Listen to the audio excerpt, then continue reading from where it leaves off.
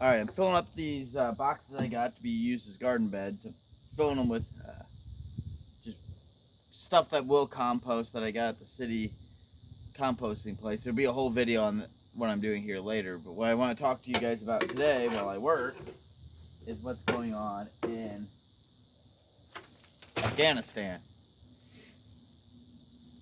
Alright, let's start at the beginning. After September 11th, should we have gone into Afghanistan? Most likely, yes. I'm not all-knowing, so I can't say 100% yes, but I'm 99% sure it was the right move to make. Now, once we got in there and started to defeat Al-Qaeda and the Taliban, we should have came up with a plan of what our goals were. How were we going to defeat them and make a long-term stable Afghanistan? Well, we never came up with that plan. Our plan is basically to stay there for as long as it took. Well, how long is that? Nobody knows. How many people on both sides are going to die because of that plan? How many innocent men, women, and children were going to die because of that plan? Nobody knows. And the powerful people in charge, these elite bureaucrats, they didn't care. They just wanted the money and the power they get from war. There's a famous Marine general, I can't think of his name off the top of my head, but he wrote a book called War's a Racket. It's a great book, you should read it.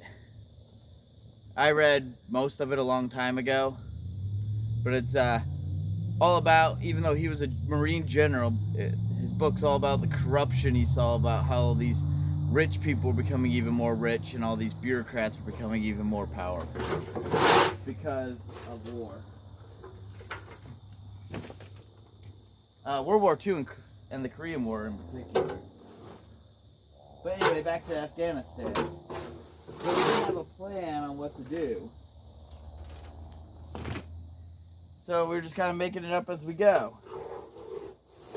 We never did defeat Al-Qaeda. They kind of morphed into ISIS.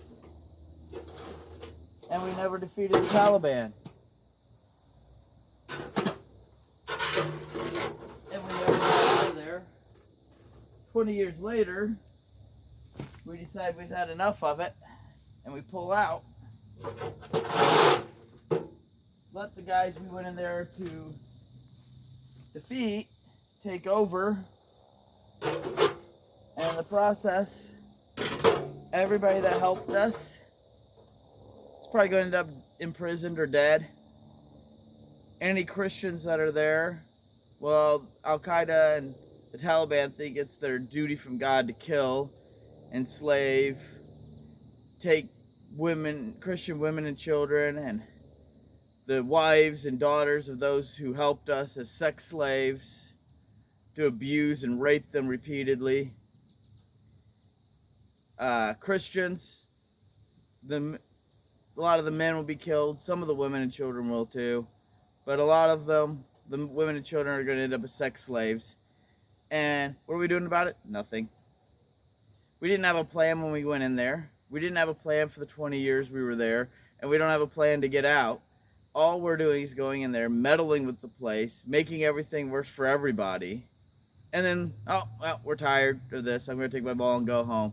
You guys deal with the aftermath. And the United States needs to stop doing that. And me and you and everybody else needs to start letting these politicians know, and these bureaucrats and these other oligarch type people, that this kind of behavior is unacceptable. I know nothing's going to happen, but maybe if you start telling your friends and I tell my friends about the atrocities going on there and how it's our fault for allowing it to happen, maybe over time the United States will stop doing this before it's too late. But the way we're going in other areas, we'll probably stop interfering with other countries because we're too weak to be able to do it. Sorry, this is kind of a depressing video, but I hope you learned something. I hope you can use that information to help change yourself and change the world. and be better informed of what's going on out there. Have a great day and God bless.